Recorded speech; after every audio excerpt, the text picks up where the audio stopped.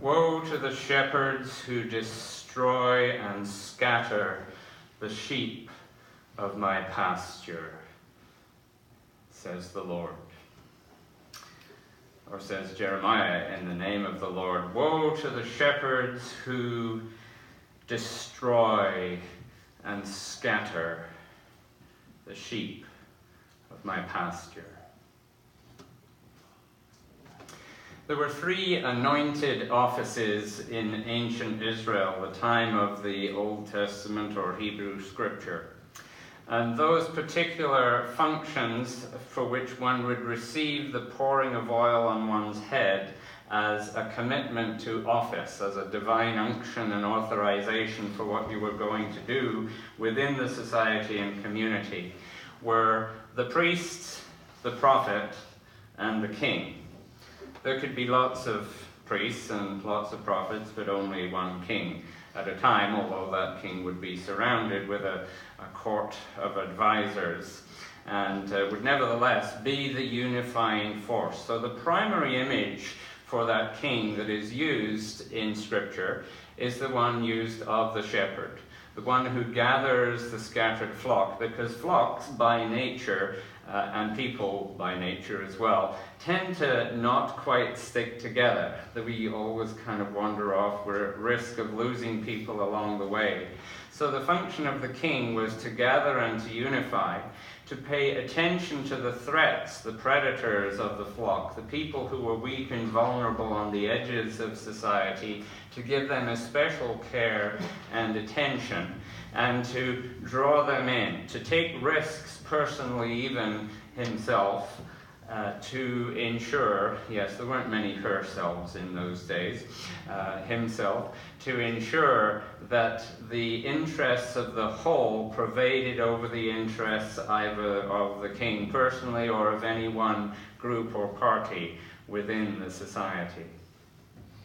The function of the priest was to present the offerings. The priest is close to the altar and presents the offerings and gifts of the people in that in-between space, drawing people into the divine energy. And so often it has been said the role of the priest is a ceremonial one, confirming the status quo, telling you that you're good, being there at the key points in your life, and forgiving you and saying it's okay. We call it in the modern day priesthood the ABCs of priesthood: absolve, bless, and consecrate. You tell people, this is the best job description anywhere in the world. My job is to forgive or to pronounce God's forgiveness and just tell people you're okay. You tell me your story of how you screwed up, and I say, it's okay, you're loved. I screwed up too. We make a confession for our own sins, and we join together all as one people who are failed, broken, weak, and vulnerable. And then we say, it's okay. You're loved. You're blessed. And the priest is there in those moments of transition, of baptism and confirmation, marriage, and with words of consolation and hope at the time of death, at the time of our ultimate passage, if you like, our final translation to glory, to remind us that death is not the end, but that we are still loved then, and we still have a hope and a future, as the resurrection of Jesus shows us. So the role of the priest is often that ceremonial that confirms the goodness of what is already in society. The role of king is unifying, gathering, leading, and shepherding those who are scattered and at risk. And the role of the prophet is a little different. There was no bi-party system or tri-party system in ancient Israel. There was no media or other alternatives, but there was a system built in of checks and balances, and it was the ministry of the prophet, anointed to be the only person defended by his office, because he is divinely called to this position, to be able to be the one who points the finger at the king when no one else can dare to do that, to be the only one who can stand up and say, this is not good. And so we have the great tradition of the Hebrew prophets, Isaiah, Jeremiah, Ezekiel, and the many others who come to us in Scripture as the social critique of the day, the ability to speak the truth to power because those words need to be heard. So if the role of the priest is absolve, bless, consecrate, the ABCs, the ABC of the prophet is to articulate, bewail, and console.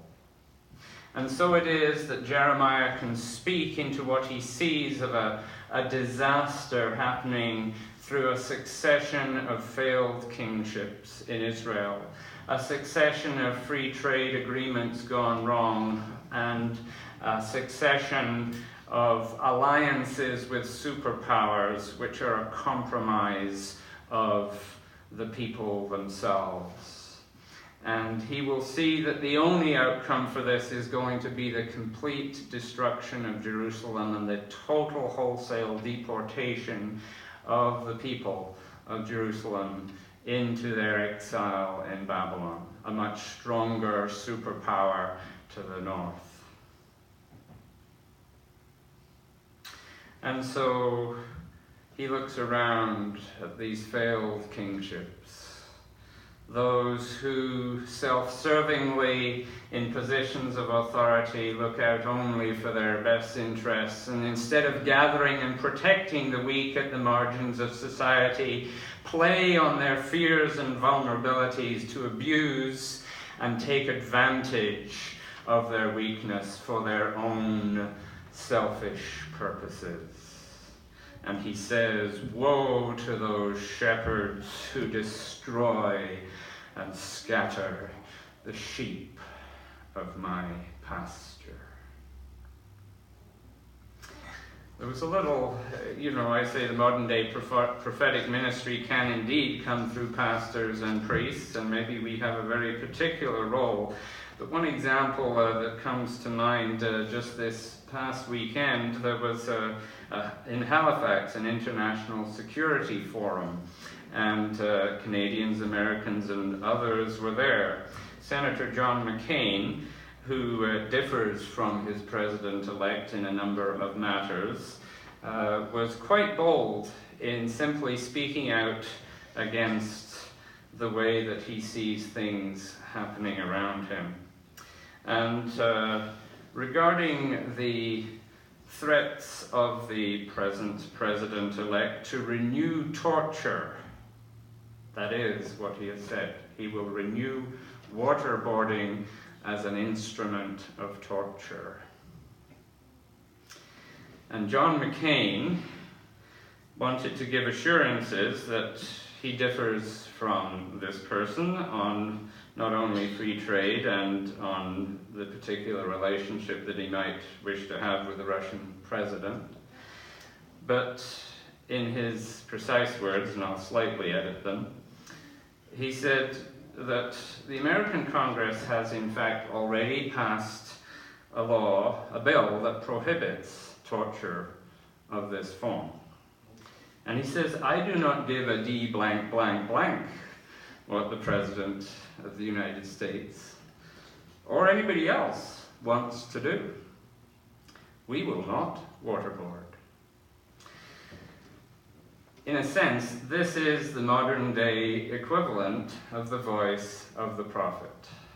It can come in a more democratized way, it can come through channels of power, but this was somebody within the Republican Party saying that they were going to take a stance against their president, and to be prepared in an international forum with the world listening to say this in a way that was unmistakable and clear.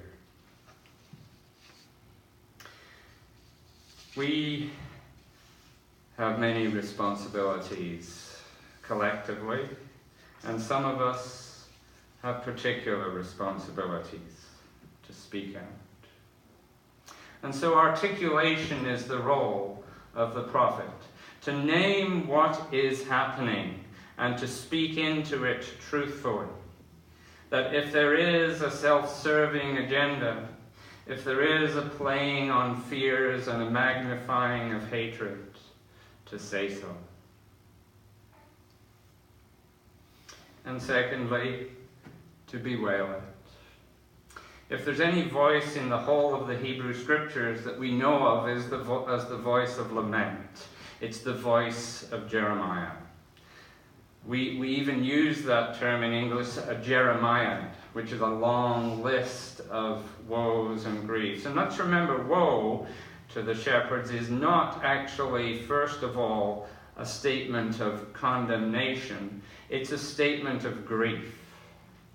When Jesus gives his Beatitudes and his woes, he's expressing both joy and happiness, where the source of blessing is in the Beatitudes. And when he follows that up with woes, it's not the finger pointing first. It's actually the grief and the lament.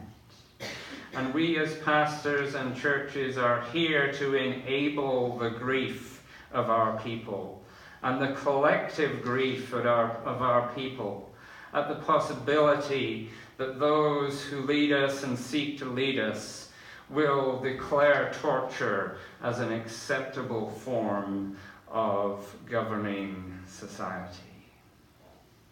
It's up to us to say it. It's up to us to weep and grieve and mourn in public and in private.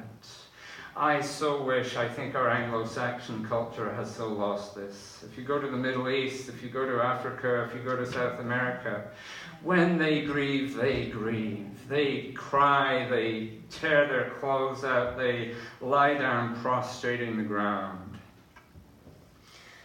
We have a 3-day bereavement policy and then get back to work, It's as if, if you lose a spouse, but I'll see you on Thursday, and, all the usual things will be in place, just answer the phone like normal. As if that were ever even beginning to be adequate as an expression of lament and grief.